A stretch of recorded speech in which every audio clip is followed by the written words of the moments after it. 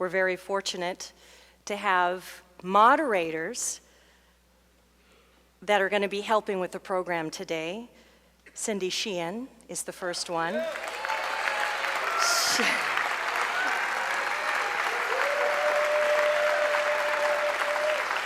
Cindy Sheehan is running for Congress in San Francisco against Nancy Pelosi.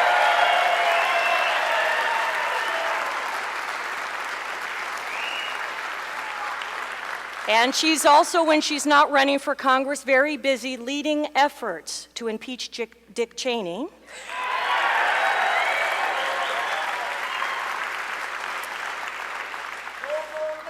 Our other moderator will be Mark Sanchez, president of the San Francisco Board of Supervisors. Mark, come on out. Board of Education. I just gave him a promotion. I said president of the Board of Supervisors. What I meant was president of the school board running for supervisor in District 9.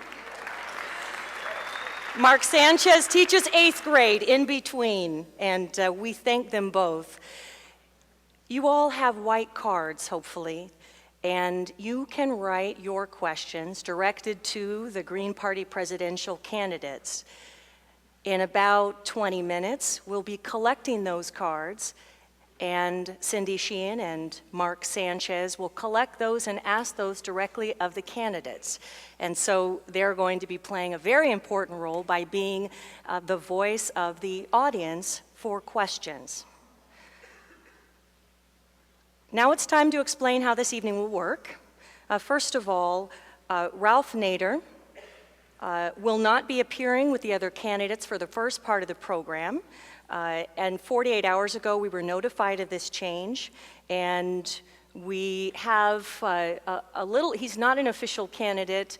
We are going to be hearing from Ralph Nader after the candidates have had a chance to address questions both from the media panel and from the audience.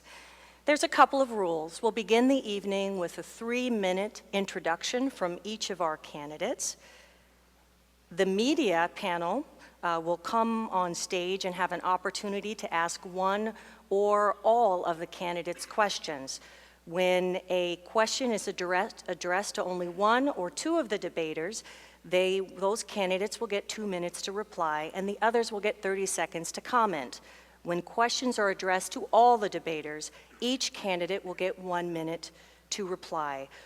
We will not have crosstalk between the debaters this evening. When you're writing your questions, they can be on any of a myriad of topics, including foreign policy, global warming, energy, food, war, civil rights, electoral deform. Excuse me, I must have slipped. We have our timekeepers. And if you guys could raise your hands, we're going to ask our timekeepers down in the first row to be very firm with our speakers in terms of time limits. And I've already asked for all the candidates' forgiveness when I have to cut them off. We are, after all, politicians. Now I would like to ask the candidates to come forward, and I'll introduce each one of them. Let's begin with Jared Ball. Jared Ball is independent journalist, a radio host for WPFW 89.3 FM Pacifica Radio in Washington, D.C., hip-hop scholar, assistant professor of communication studies at Morgan State University in Baltimore, Maryland. Please welcome Jared Ball.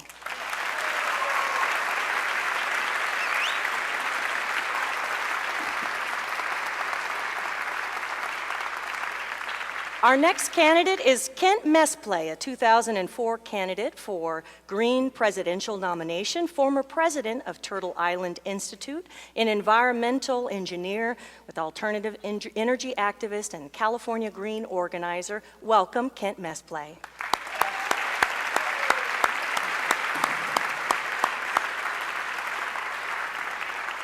Our next candidate is Jesse Johnson, 2006 U.S. Senate candidate and 2004 gubernatorial candidate for the Mountain Party in West Virginia, now affiliate state party of the Green Party of the United States. He's also a filmmaker. Welcome, Jesse Johnson.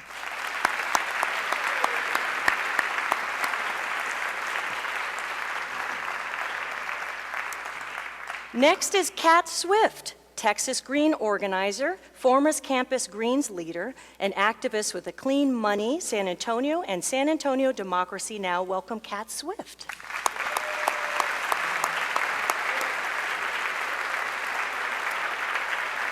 And finally, Cynthia McKinney, former member of the U.S. House of Representatives in Georgia from 1993 to 2003, 2005 to 2007, former member of the Georgia House of Representatives.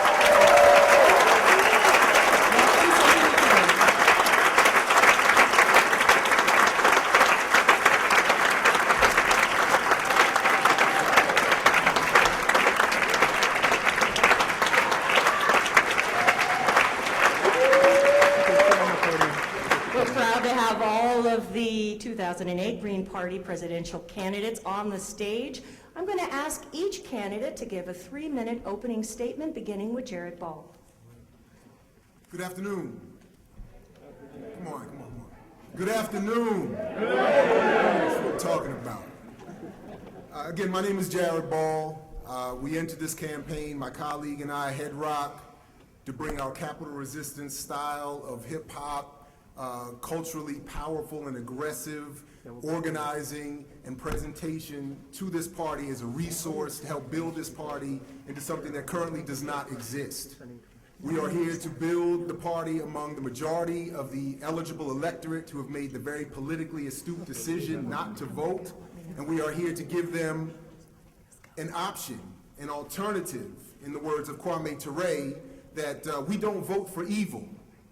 So the lesser of evil, the vote for the lesser of evil is in fact a wasted vote. I come directly,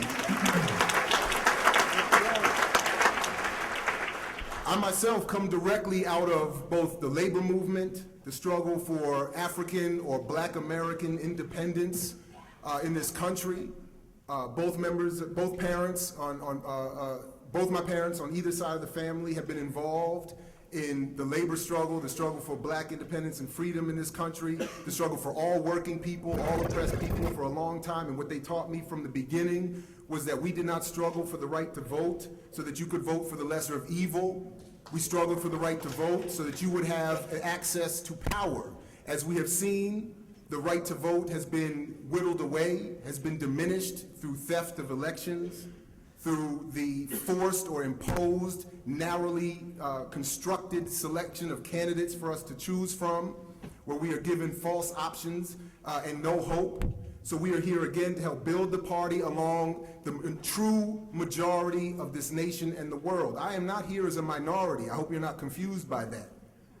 My connection to the African world through my Black father connects me to a world majority that is part of so-called people of color, the working poor, the indigenous, the African and Latino American populations. We are the true majority, and in fact, forgive me for leaving out the majority of that population, women, we are part of a true majority who at the current time have no electoral political option. So again, with the same fervor and vehement pitch that came from one of my political heroes, Malcolm X, everything that the Green Party is standing for is long overdue. We deserve it now. We deserve it today, at this moment, immediately, and we will not stop struggling to help build a party that will be the electoral representative of those aspirations, again, for the true majority of the people of this world and this country. And until we make this country, heal this country and make it what it has never been a good country. And I am not a politician. I want to make that one correction. Until we make that, build a party that will address the concerns of the majority of the people in this country, we cannot have a positive impact in the world. And I thank you very much. My name is Jared Ball. I hope you get your vote. Thank you.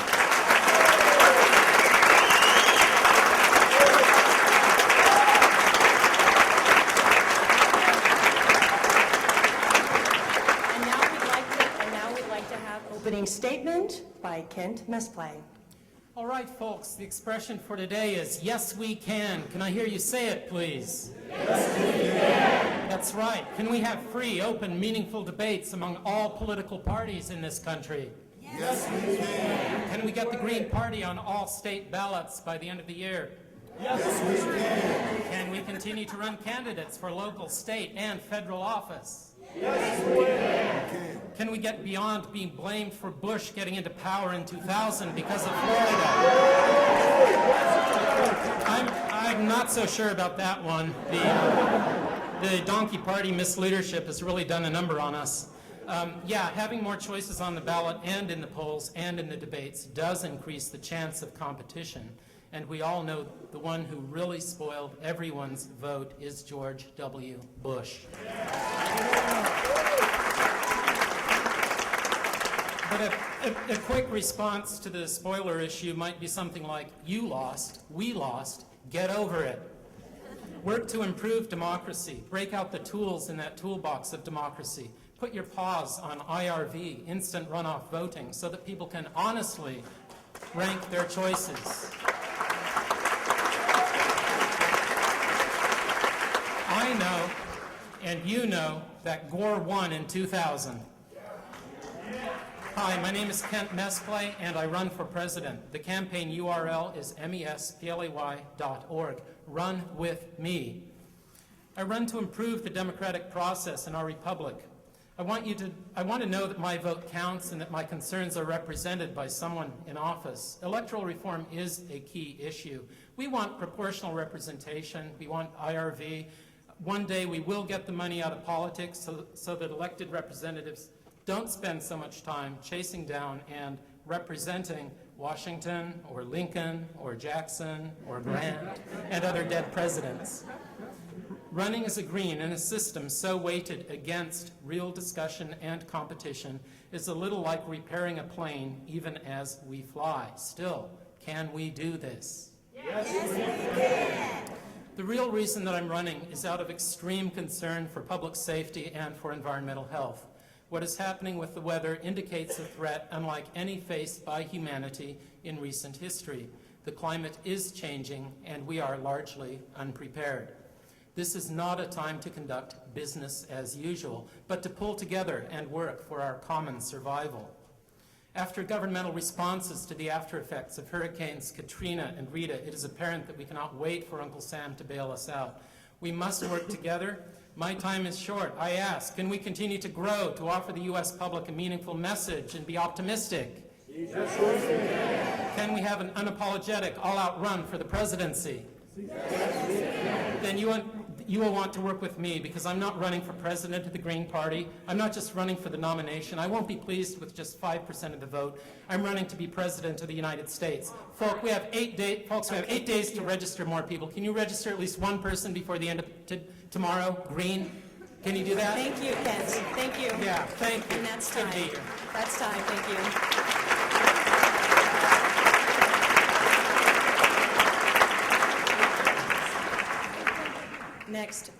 Next, opening statement by Cynthia McKinney. Hi, I'm Cynthia McKinney, and I'd love to be your nominee for President of the United States.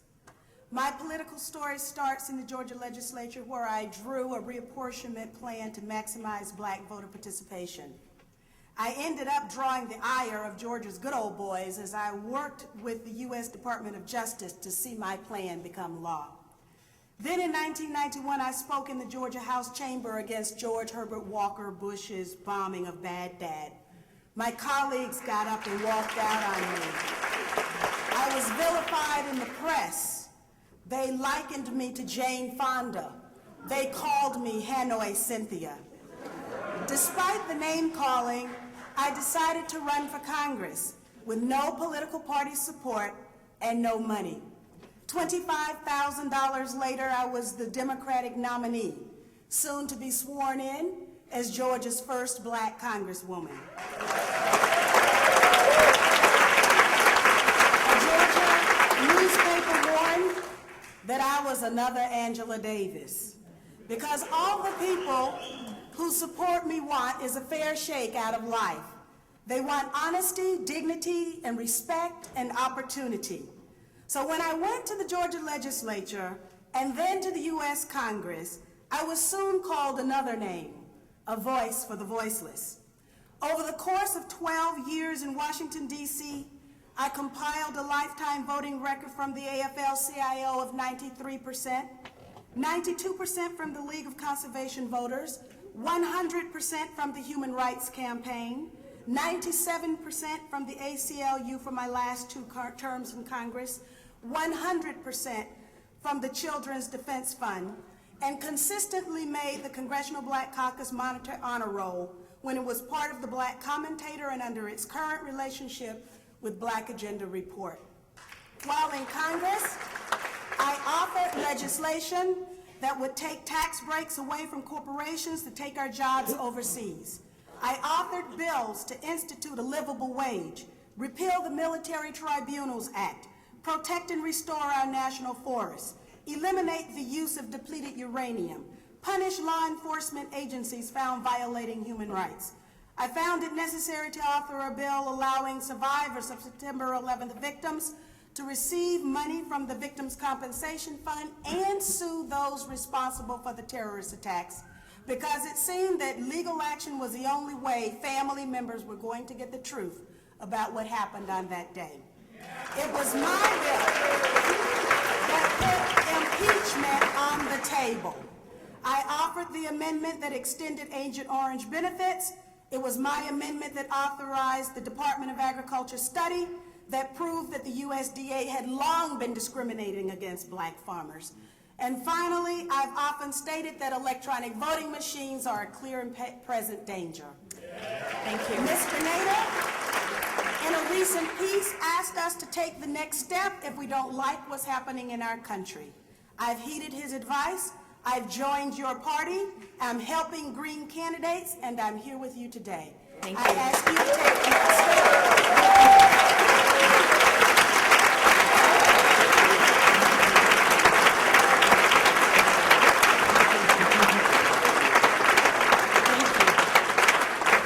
Thank you. Now we'll have opening statement by Kat Swift. Hi, my name is Kat Swift. I'm a Green Party activist in San Antonio, Texas. I helped start Food Not Bombs in San Antonio, and we would get kicked out of the park every time just for feeding homeless people or hungry people, even that weren't homeless. I ran for city council in May of 2007 against Henry Cisneros. He used to be HUD director under Clinton. I ran against his wife. I got 30% of the vote, starting my campaign on the last day, and was outspent 20-1. Basically, the reason why I decided to run for president, well, this time is the first time I can run for president. I'll be old enough soon. And I got my start in politics really around complementary medicine not being a mainstream opportunity for people. You couldn't have access to herbs that could help with your pain management, which in California, y'all are still struggling with certain laws around that, but the rest of the country doesn't even have it. And also that, chiropractic, acupuncture, and all of these other different modalities are not viable alternatives and not covered by our healthcare systems.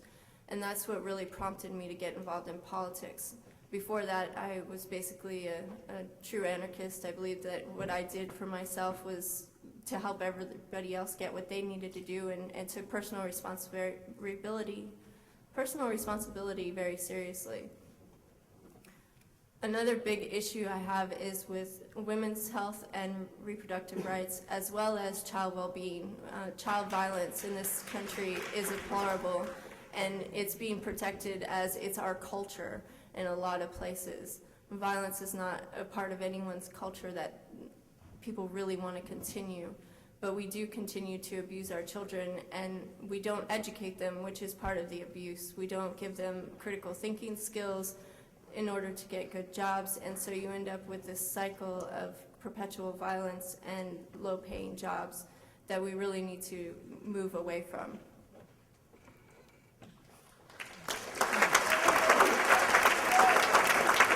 As far as Green Party politics go, I live in a state which is one of the hardest states to get on the ballot. It will cost $100,000 in Texas to get ballot access. And this is a pay-to-play system, and a lot of other states are the same way. And we need to look at unifying ballot access laws across the country so that you don't have to live in one state so that you can run as a Green candidate.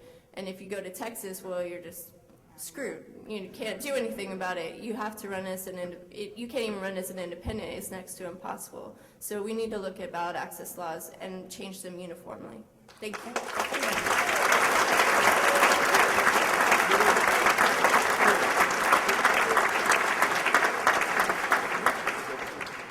Finally, opening statement by Jesse Johnson. Hello, San Francisco.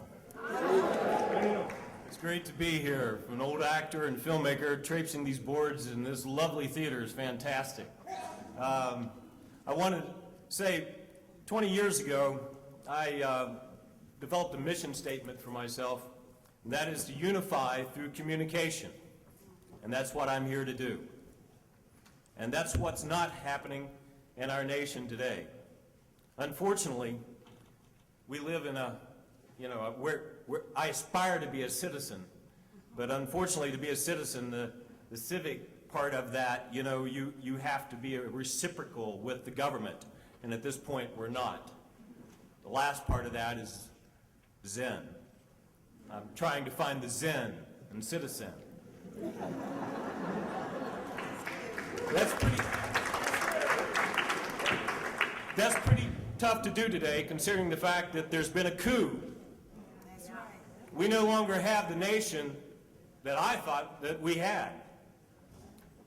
But as citizens, we can fix this.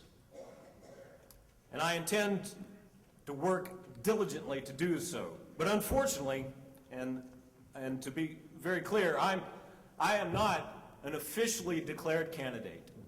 And the reason being is because in the state of West Virginia, I am the chairman of the Mountain Party, which is the official affiliate to the Green Party.